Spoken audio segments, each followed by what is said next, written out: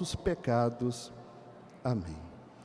Reverendíssimo Padre João, que preside esta Eucaristia, querido povo de Deus aqui presente, querido povo que nos acompanha através das redes sociais, da página do Facebook de nossa paróquia, do canal do YouTube.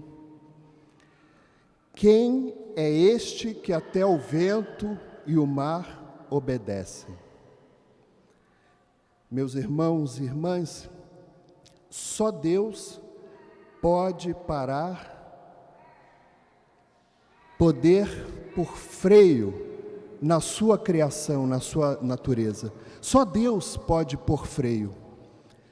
Nós estamos celebrando o 12º domingo do tempo comum e dentro desta contemporaneidade de tudo aquilo que nós celebramos como mistério da fé, pois este é o sentido do tempo comum, não celebrar um mistério específico da nossa salvação, como o Natal, como a Páscoa, a vinda do Espírito Santo, Pentecostes, mas este conjunto de celebrações ao longo do ano, como no domingo, onde nós celebramos a cada domingo, na Santa Missa, os mistérios da paixão, do nascimento, da paixão, da morte e ressurreição.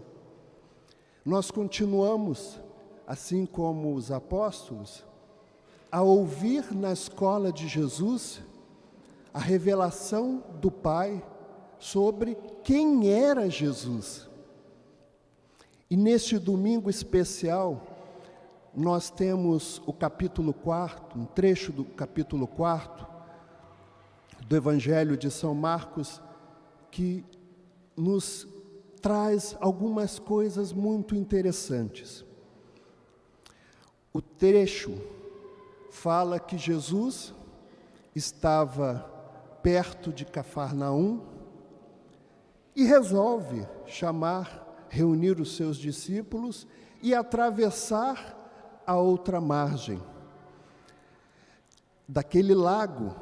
É um lago grande. Quem conhece a região, quem já teve a oportunidade de estar na Terra Santa, sabe que neste pedaço de Cafarnaum existe um grande lago, chamado também de Mar de Tiberíades. Do outro lado da margem existiam os povos pagãos, ou seja, pagão é aquele que não conhecia a realidade judaica, o Deus de Israel, o Shema Israel. Então, Jesus, já no espírito de evangelização, reúne os seus discípulos e sai em missão, atravessando o outro lado. Bem, é verdade que Jesus poderia ter atravessado pela terra, né? Mas nós não conhecemos os projetos e os desígnios de Deus. E quis Deus, através de Jesus Cristo, que fossem através de barcas, como o texto nos fala. No meio desta travessia, eis que o mar, este grande lago, se revoltou com uma grande tempestade. Interessante também que nas Sagradas Escrituras, no mundo judaico, a figura do mar representa também o caos, representa as forças contrárias. Isso nós vemos no livro do Gênesis, quando Deus separou as águas. No livro do Êxodo, quando o povo de Deus atravessou o mar a pé enxuto, Deus abriu as águas. Para aqueles homens, aquela travessia representava as suas dificuldades. E eis que naquele momento, enquanto o mar se revoltava, com ventos, com tempestades, os discípulos se aproximam de Jesus. E aqui o texto fala que Jesus estava no fundo da barca e dormia. Inclusive ele utiliza a expressão, bem específica, e dormia sobre um travesseiro. Embora o texto original grego coloque como um pano, não um travesseiro. O travesseiro foi a tradução, para a língua portuguesa, mas no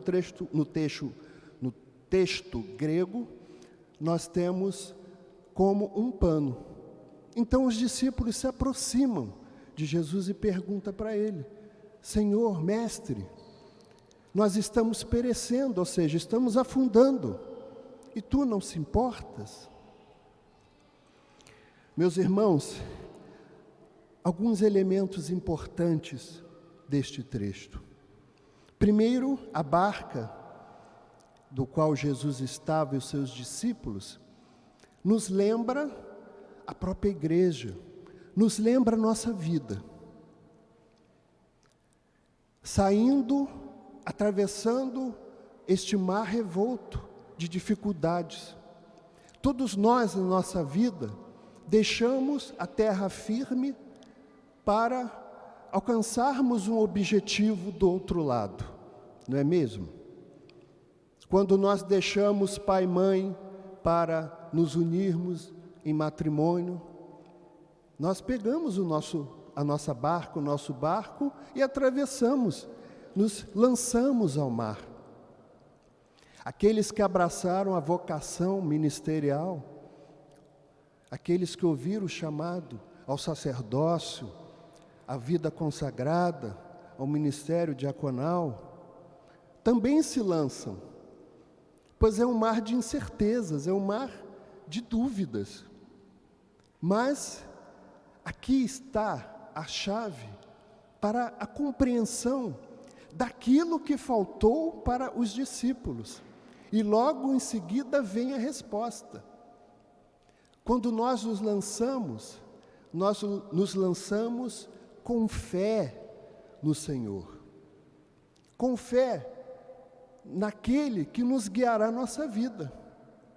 E Jesus então se levanta e pergunta a eles: homens de pouca fé, por que sois tão medrosos? Ainda não tendes fé? Aqueles homens que viveram com o Senhor, que fizeram refeições com o Senhor, que enxergaram, que puderam experimentar os milagres, as curas, a ressurreição dos mortos através de Lázaro, tantos milagres e tantos outros que não estão contidos nos evangelhos, eles ainda assim duvidaram do Senhor. E para nós é uma certeza de que o Senhor nos conduz na nossa vida, nos conduz, porque todos nós vivenciamos muitos momentos de tribulação, todos nós vivenciamos muitos momentos de adversidade. E muitas vezes a gente pergunta para o Senhor: Senhor, o meu casamento está acabando, eu estou para perder o meu emprego, eu estou com a minha vida desestruturada e o Senhor está vendo tudo isso e não faz nada e vai deixar que eu pereça. Lembremos, meus irmãos e irmãs, que o Senhor estava ao fundo da barca. No fundo de toda a embarcação, nós temos o leme, que é a parte central que conduz a embarcação, para onde o timoneiro indicar. Se ele joga o timão para a esquerda, o leme leva o barco para a esquerda, para a direita, para o centro e vice-versa. Eles não compreenderam que Jesus era este leme. Eles não compreenderam. E nós também sentimos, às vezes, a ausência do Senhor na nossa vida, porque nós deixamos exatamente como o texto do Evangelho de hoje fala. Jesus está dormindo. Mas por que Jesus está dormindo? Porque ele gostaria de estar dormindo? Está cansado? Porque ninguém o procura. Senhor, venha ao nosso encontro. Venha ao encontro das minhas dificuldades. Venha ao encontro das minhas fraquezas. Esse mar revolto que nós estamos vivendo, e aí agora eu falo de forma coletiva, tantas e tantas dificuldades, tantas e tantas perdas. Na primeira leitura que nós lemos, o livro de Jó, nós vemos como Deus tira Jó do seu orgulho, da sua vaidade, e pacifica o mar revolto da sua vida. Embora Jó, que era um homem, vamos dizer assim, bem-sucedido para o seu tempo, era um homem rico, que tinha posses, que tinha terras, que tinha animais, gados, filhos, e Jó perdeu tudo, inclusive os seus filhos. E naquela tentação, porque vem do diabo, que em grego significa diabolos, aquele que divide, o divisor, Jó também foi tentado a abandonar Deus. Jó foi tentado a abandonar os caminhos do Senhor. Mas eis que Deus, então, coloca a realidade diante de Jó, de que este Deus, que é capaz de apacentar, de apaziguar, de acalmar o mar, o vento, fenômenos naturais que o homem não pode. O homem, sim, por sua inteligência, é capaz de prever, através de instrumentos meteorológicos, através de cálculos matemáticos, físicos, é capaz de prever aquilo que vai acontecer, com certa margem de erro, mas jamais parar.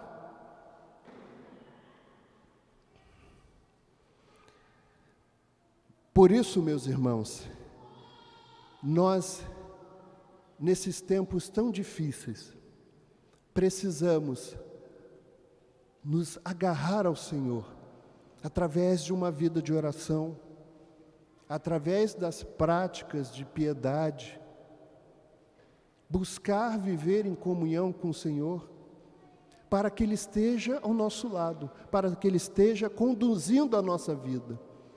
E mesmo tudo estando contrário, parecendo ser contrário, e mesmo toda a diversidade da nossa vida, nós temos a certeza que o Senhor conduz a nossa vida.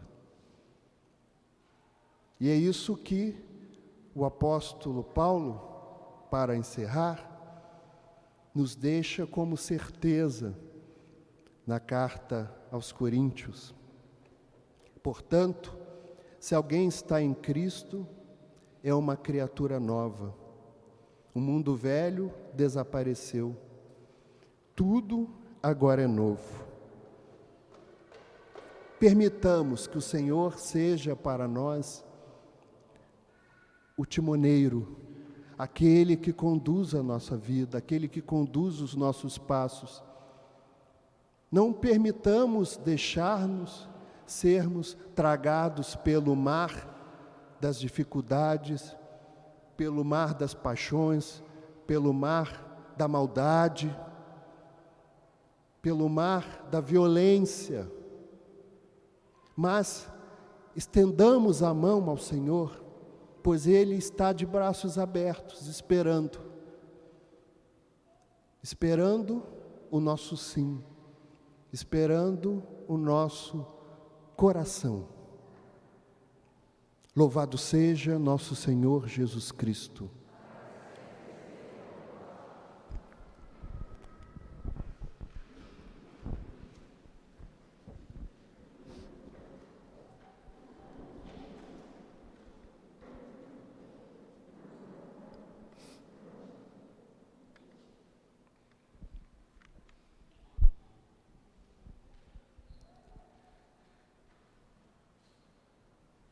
Creio em Deus Pai Todo-Poderoso, Criador do céu e da terra, e em Jesus Cristo, seu único Filho, nosso Senhor,